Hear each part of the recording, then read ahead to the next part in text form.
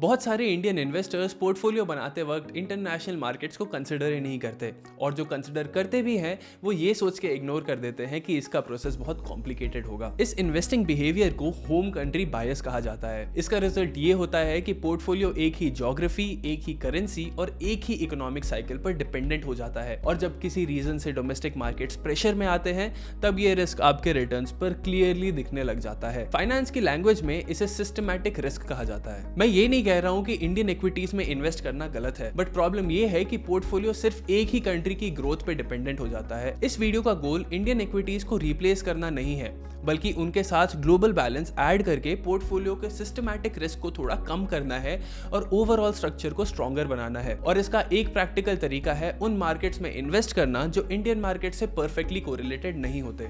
हम समझेंगे कि क्यों ज्योग्राफिकल डाइवर्सिफिकेशन इंपॉर्टेंट होता है और कैसे आप इंटरनेशनल म्यूचुअल फंड्स के थ्रू इस एक्सपोजर को बिना हैसल के ऐड कर सकते हो। अगर आप भी अपनी इन्वेस्टिंग नॉलेज को इंप्रूव करना चाहते हो तो चैनल को सब्सक्राइब कर लो। सबसे पहले बात करते हैं सेक्टर और ज्योग्राफी की। इंडियन इक्विटी मार्केट्स का स्ट्रक्चर देखें तो कुछ सेक्टर्स जैसे finance, IT services, consumer goods और डोमेस्टिक बिजनेसेस नेचुरली ज्यादा डोमिनेंट है। ये सेक्टर इंडिया के इकोनॉमिक ग्रोथ के लिए स्ट्रॉन्ग ड्राइवर्स तो हैं, लेकिन इनका बिजनेस एक्सपोजर लार्जली डोमेस्टिक या सर्विसेज ओरिएंटेड है। इंडियन स्टॉक मार्केट में गूगल, अमेज़न जैसे platform based tech companies, Lockheed Martin जैसे डिफेंस प्लेयर्स, फाइजर जैसे फार्मा इनोवेशन कंपनीज और एनवीडिया जैसे सेमीकंडक्टर कंपनीज काफी लिमिटेड हैं। इसी वजह से इंडियन स्टॉक मार्केट में ग्लोबल लेवल कंपनीज का एक्सपोजर रिलेटिवली कम रह जाता है। वहीं यूएस लिस्टेड कंपनी सिर्फ अमेरिकन इकोनॉमी पर डिपेंडेंट नहीं होती है। उनका रेवेन्यू मल्टीपल कंट्रीज, करेंसीज और रीजन से आता है। इसका मतलब ये हुआ कि आप इनडायरेक्टली ग्लोबल इनोवेशन और ग्लोबल कंजम्पशन में बिना किसी एक कंट्री के ग्रोथ पर डिपेंडेंट हुए पार्टिसिपेट कर रहे होते हो। अगर एक सिंपल एग्जांपल से समझे तो 2025 के कुछ फेजेस में इंडियन आईटी सेक्टर की अंडर परफॉर्मेंस के चलते निफ्टी 50 ने सिर्फ 10.5% और निफ्टी 500 ने सिर्फ 6.69% का रिटर्न दिया है। वहीं यूएस मार्केट में S&P 500 ने अराउंड 16 to 17% और नैस्डैक जैसे टेक हेवी इंडेक्स ने अराउंड 20% तक गेन्स दिखाए, क्योंकि यूएस टेक कंपनीज का एक्सपोजर एआई, ग्लोबल डिमांड और इनोवेशन साइकिल से ज्यादा लिंक्ड था। यूएस एक्सपोजर ऐड करने से पोर्टफोलियो की डिपेंडेंस सिर्फ इंडियन ग्रोथ स्टोरी पर कम हो जाती है। अब बात करते हैं रुपी डिप्रिसिएशन की, जो इन्वेस्टर्स के लिए काफी कंफ्यूजिंग होता है। लॉन्ग टर्म में इंडियन रुपी का यूएस डॉलर के साथ वीक होना लार्जली इंटरेस्ट रेट और इन्फ्लेशन डिफरेंस पे डिपेंड करता है। जनरली इंडिया जैसे कंट्रीज में इंटरेस्ट रेट्स यूएस के कंपैरिजन में ज्यादा होते हैं, और हिस्टोरिकली देखा जाए तो जिन कंट्रीज के इंटरेस्ट रेट ज्यादा होते हैं वहां की करेंसी लॉन्ग टर्म में रिलेटिवली डिप्रिशिएट करती है, ताकि कैपिटल फ्लोज और इन्फ्लेशन का बैलेंस बना रहे। और जब आप यूएस स्टॉक्स या डॉलर लिंक्ड एसेट्स में इन्वेस्ट कर रहे होते हो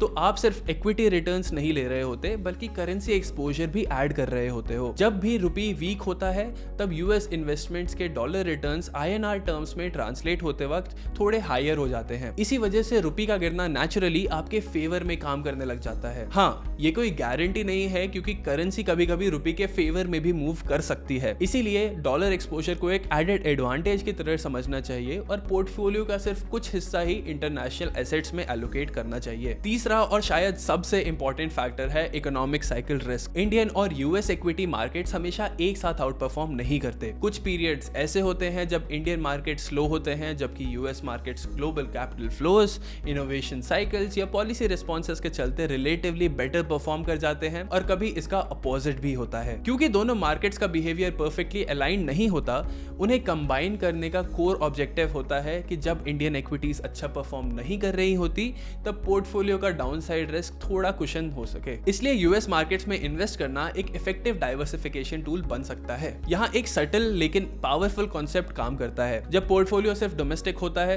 तो ज्योग्राफी, सेक्टर, करेंसी और इकोनॉमिक साइकिल का रिस्क सब एक साथ कंपाउंड होता है। अगर इनमें से कोई एक फैक्टर भी नेगेटिव हो जाए तो पूरा पोर्टफोलियो हिट होता है।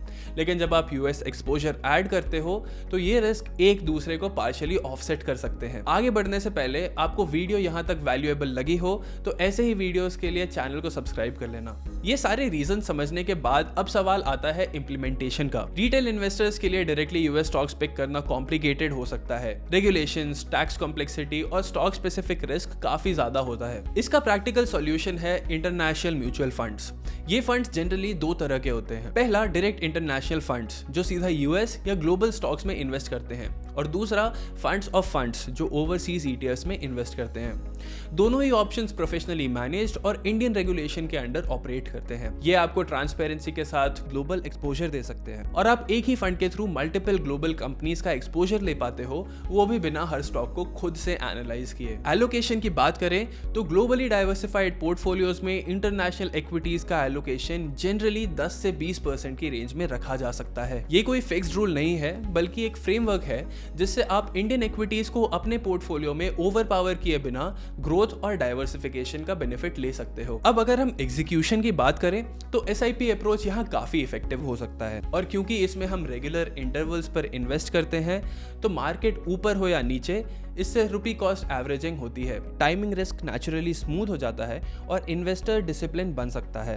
ग्लोबल मार्केट्स में एग्जैक्ट बॉटम या टॉप प्रेडिक्ट करना मुश्किल हो सकता है, इसलिए एसआईपीज लॉन्ग टर्म इन्वेस्टर्स के लिए ज्यादा प्रैक्टिकल अप्रोच हो सकते हैं। एसआईपी अप्रोच का एक और फायदा ये है कि जब यूएस मार्केट शॉर्ट टर्म के लिए एक्सपेंसिव होते हैं और वैल्यूएशंस लंबे टाइम के लिए हाई रहती है, तब लमसम के बजाय एसआईपी ज्यादा सेंसिबल ऑप्शन हो सकता है। साथ ही अगर शॉर्ट टर्म में रुपी स्ट्रांग होता है तो आईएनआर रिटर्न स्लोअर लग सकते हैं, लेकिन एसआईपी और पार्शियल एलोकेशन के साथ ये वॉलेटिलिटी लॉन्ग टर्म में मैनेजेबल हो सकती है। एंड में सबसे इंपॉर्टेंट बात ये है कि यूएस स्टॉक्स इंडियन इक्विटीज का रिप्लेसमेंट नहीं है, बल्कि एक पावरफुल कॉम्प्लीमेंट है। अगर आप लॉन्ग टर्म के लिए एक रेजिलिएंट ग्लोबली बैलेंस्ड पोर्टफोलियो बनाना चाहते हो तो थोड़ा सा इंटरनेशनल एक्सपोजर आपके पोर्टफोलियो की स्टेबिलिटी और क्वालिटी दोनों को इंप्रूव कर सकता है। अगर आप ऐसे ही disciplined long term investing insights बिना हाइप और शॉर्टकट्स के सीखना चाहते हो तो चैनल को सब्सक्राइब करना मत भूलना।